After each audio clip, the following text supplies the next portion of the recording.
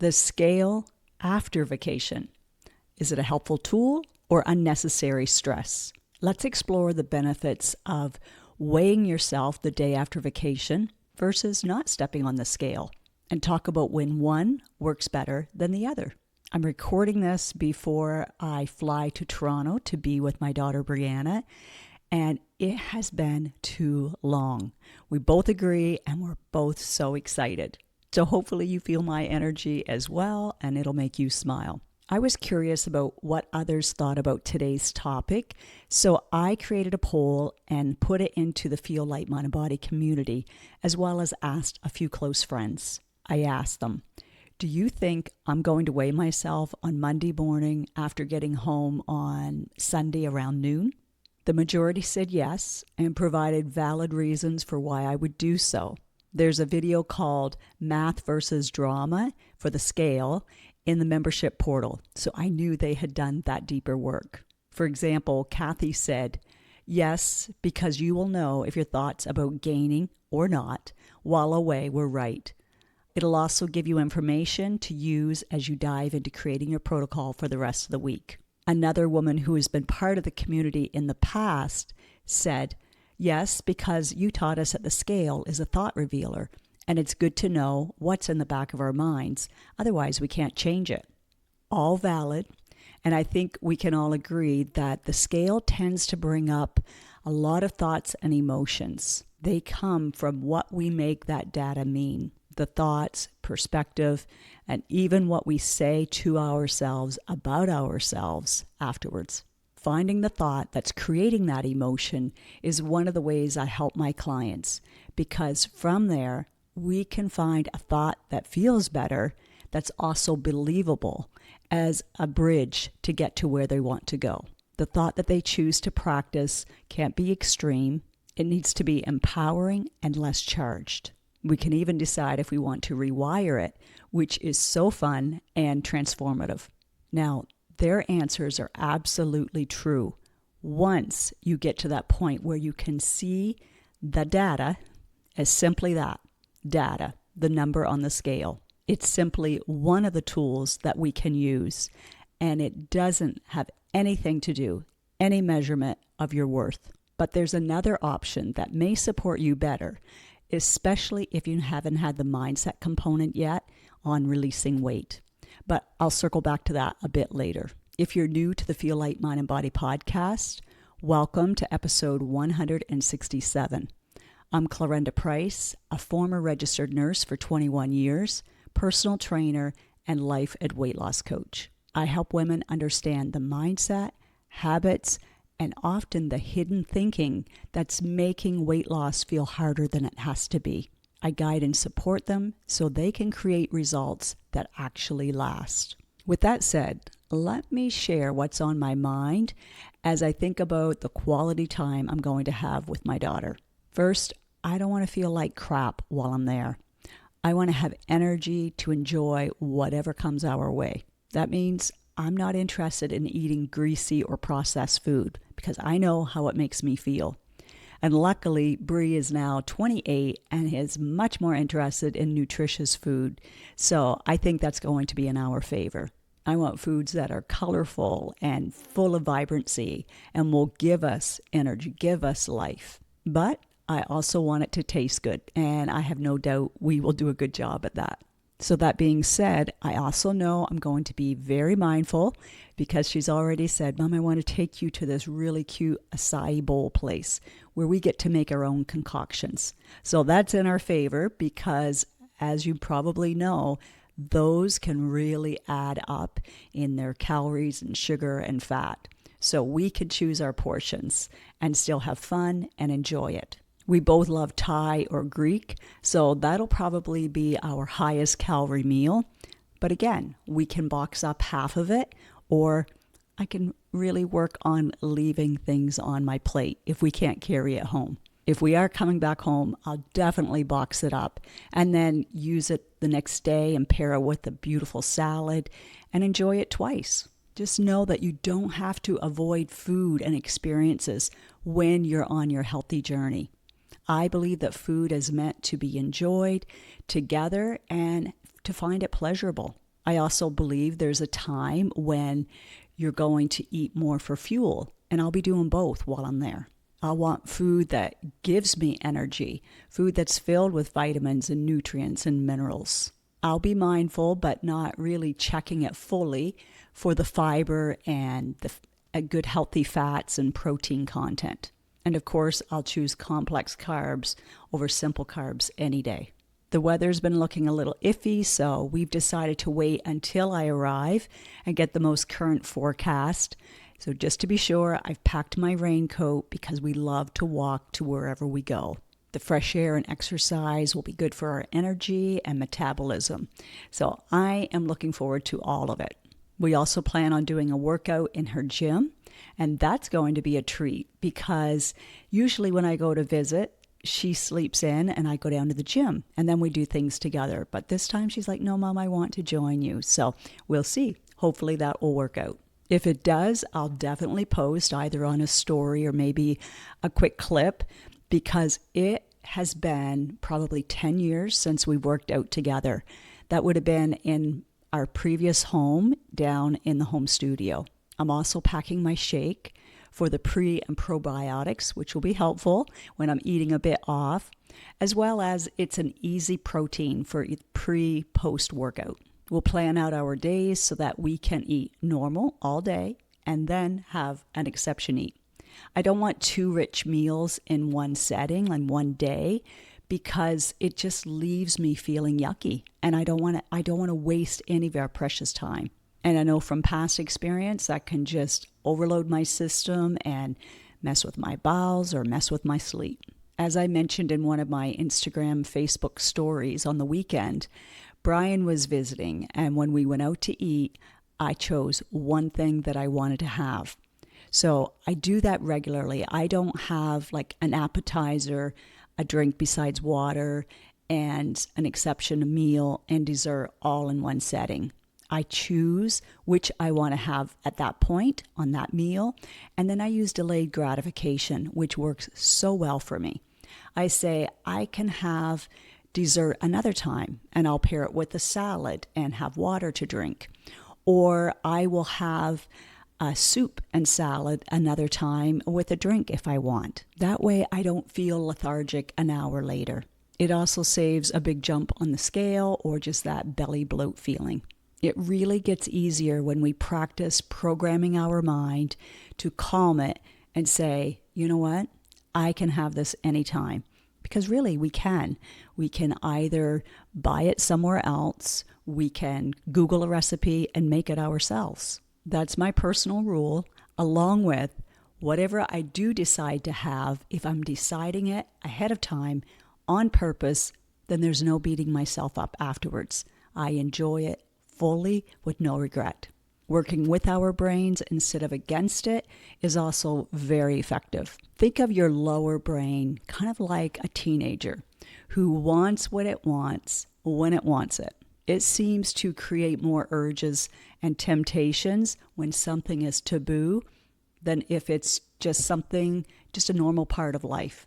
When you take the taboo away, like, ooh, I can't have that, then it loses its power. Kind of takes the thrill of being bad away. Now, back to the scale question. Even with planning, I still think when I get back the day after, I'll be up 1 to 3 pounds. I'm flying, so there's always travel bloat after sitting in the airport and on the plane for a while. Combine that with the cabin pressure and maybe some dehydration, and yes, the scale could be up because your body will retain the water. That temporary increase in the scale is usually simply water retention, not fat. So yes, my group members who checked off yes, that I'll weigh myself the next morning, that is what I'll do. Because I want to know how my body responds. It's also a chance to check in and see if I want to do anything differently the next time. It may be a yes and it may be a no. Without that info, I might not have the clarity and certainty to know what I want to decide the next time in a self-honoring way. Here's what I know for sure. I won't be counting calories or macros. I'll be eating some exceptions, flavors that I love, but I won't be beating myself up. I'll stay present and enjoy them thoroughly. I'll still check in for my energy bank as well as what I'm thinking and feeling. It doesn't serve us to simply check out. Another thing is, Bri and I have deeper discussions. We just tend to go there, and we don't agree on some things, but we listen to each other's perspectives and we find value in the sharing. However, that can feel uncomfortable for me. So I'm going to need to be mindful that I don't unconsciously revert back to old patterns of just reaching for something as a distraction or even just to calm my nervous system. The other challenge will be getting enough sleep. She's more of a night owl, and I like to be in bed and asleep by 10:30 at the latest, which would be 9:30 Eastern time. I'm sleeping in the living room on her couch, which has 12-foot high doors and windows with blinds, but they're not room darkening. So I'm going to pack my sleep mask, which I find annoying, but I'm going to do my best and hopefully get enough sleep.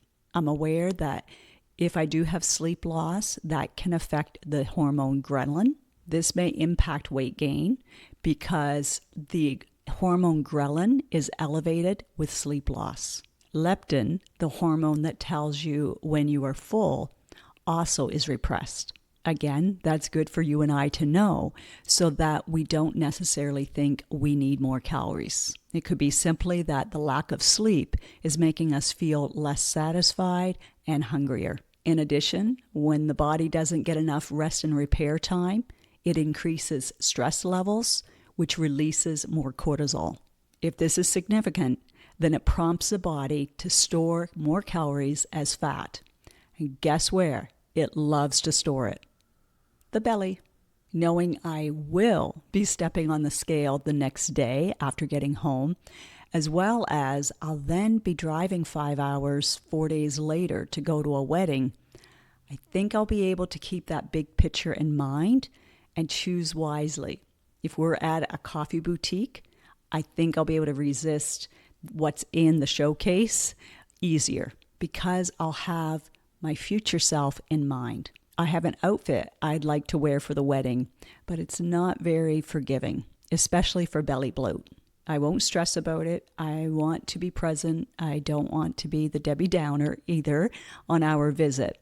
So I have a backup outfit ready so that I can always use that for the wedding if needed. Gaining 1 to 3 pounds is not the end of the world. Doing so consistently, that's what adds up. That's what really impacts our health. Now, when would I recommend that you not weigh yourself the day after vacation? The real question is whether you have the tools to handle whatever the number is. If you don't have the tools, training, and support to help you deal with the thoughts that come up after seeing the number on the scale, then I recommend you give yourself 3 days at least. Get caught up on sleep, hydrate yourself, and let your body flush out the sodium. I always recommend lots of fruit and veggies, especially veggies. You'll be back in your own space, so it'll be easy to drink more water. You know exactly where the bathroom is, and that doesn't become a problem.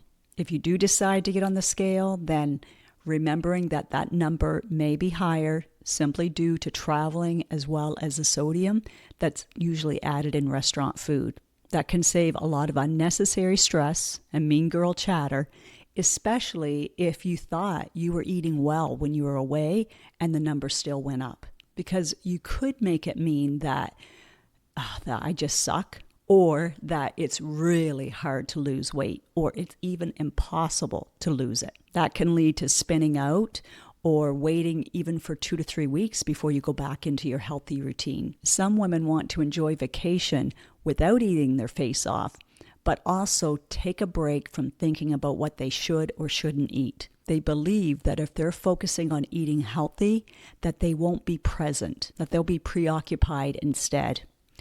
And that's probable, but it's not necessary. But let's just say that's where you are right now. If so, I get that you don't want to remember your vacation for how you felt the day you came home and maybe jumped on the scale or even the morning after. That's often a contributing factor for why Some women view the scale as the enemy and not a friend. It also indicates that you're probably thinking of it as a diet, even if it's unconsciously from pre-programming, rather than simply living a healthy lifestyle that you can enjoy at any time, anywhere. When you can think of it as it's just part of my healthy lifestyle, I travel, I take a few breaks from certain things, I enjoy these food. Thinking of it all as part of your healthy journey allows you to stay aligned with your new identity that you're working towards, whether that be a fit, healthy mom or leader or grandmother or partner. I've also seen women gain more weight after coming home because they're coming down from the high of the vacation and they're looking for food to give them that added boost of pleasure again. Another reason for gaining weight is because they're so mad at themselves or the scale and they just say, this is crazy, why bother? They procrastinate or decide to just give up because they believe that once they get back on the wagon, that they have to be very strict and they can't have any of the foods that they still really love. That's not what I teach or how I live. I recommend that as soon as you step through the door after vacation, you just go back to your eating the healthiest way possible. Pick up some needed groceries, surround yourself with that support. Don't do anything extreme like some big fasting diet, because that will also kind of shock your body and it may hang on because it's like, wait a minute, what's she up to right now? You don't want to do that if you don't want to go back to that yo-yo dieting mentality. I love helping women get out of that, sabotaging thinking and feelings, because that is what keeps them stuck. I want them to get back in the game sooner rather than later. They love our weekly session together because it's a needed reset and it makes the whole process more enjoyable and doable. I mean, why feel heavier when the opportunity is there to feel lighter? Having a healthy plan and support in place allows you to relax, be present, and know that when you get back, you're good to go. That way you can enjoy the vacation that you've been dreaming about, the vacation that you've worked hard and deserve to enjoy. I have clients who gain some weight while they're away, others maintain it, and some even lose it. And I've done all three, and they're all okay. If you're about to take a vacation, then your takeaway is to remember that more important than stepping on the scale is having a plan that I'm going to get right back into my healthiest living. I'm going back into my sleep routine if I get out of it. I'm going to add in nutritious food. I'm going to rehydrate and move my body, even if it's getting out for a walk in the evening or early morning. That'll help reset your circadian rhythm if you've been in a time zone difference as well. What's not kind is beating yourself up, throwing in the towel, or wasting time feeling depressed, frustrated, or mad at yourself. There's a more effective plan available for you to tap into. I don't want any woman to feel hopeless this summer. I don't want anyone to believe that they have to choose between having a great summer or getting healthier. I like to think that vacation or having time off is the best time to get healthier. And by the way, if you weren't able to sign up for the Eat the Ice Cream without the overthinking, guilt, or spiral, it is available. The recording is available, as well as a bonus is waiting for you. So I'll drop that link in the show notes, as well as a link for a consult. It's free in case you want to have a chat about what this could look like for you. How could this work for you this summer? Having more energy and feeling and looking healthier is just one decision away. I have one private VIP spot left out of the 10 that I've chosen to take for the summer. I want to give them my full attention, along with there are openings for the group session, the Feel Light, Mind, and Body community. And those women are loving doing life together and doing it imperfectly perfect. Here are a few last additional tips for food for thought. Nothing has to be off limits unless you want it to be. If you often have the thought, this is a once in a lifetime, then you probably will overeat. Remember, You can make it not a big deal. You can say, I can purchase that another time. I can enjoy that another time, or I can simply make it myself. Focus more on the ambiance and the people around you that you're enjoying the experience with more than the food. It's also okay to eat foods that you don't normally eat. We call them exception snacks or meals. The biggie for me when I'm with Bree is remembering to stop at enough, which means not going past full. My body will already have to work a little harder to digest the richer food, which can impact my sleep, which can then impact my energy and clarity that I wake up with. Time will go fast, and I want to play full out and enjoy every moment together. Inside the Feel Light Mind and Body community, I teach you how to talk to yourself in a kind, compassionate, and empowering way. No degrading or self-deprecation is allowed. We reprogram the old diet mentality in a freeing way. If you found today's episode valuable, then you'll be blown away at the support that you'll receive if we work together. That's when we see results from your implementation and learning what works for your body and what doesn't. You decide what it is that will work for your lifestyle. You'll also find out what your brain has been providing you. It's kind of been in the background that's having you believe that losing weight is hard. It's powerful when I can see that, wow, I've been making this weight loss experience feel harder than it has to be. That's why I developed the Feel Light Mind and Body experience. I watched my mom struggle with the mental and emotional impact from the diet mentality, as well as the ripple effect it had on our family. I don't want any of that for you, and I refuse to revert or stay stuck in that old way of thinking. Inside the program, we keep it simple so you can jump in at any time and you don't have to feel overwhelmed or feel like you have to be perfect. Therefore, no need to procrastinate. I have no fantasy of trying to be perfect when in Toronto. I simply want to be present, make the best choices possible, and enjoy creating lasting memories. If you want help connecting the hidden dots so you can feel more comfortable and confident in clothes you love, let's chat. You'll find the link in the description. I teach what is doable and sustainable, and that includes enjoying your next vacation fully with no regret. Okay, I'd better get packing.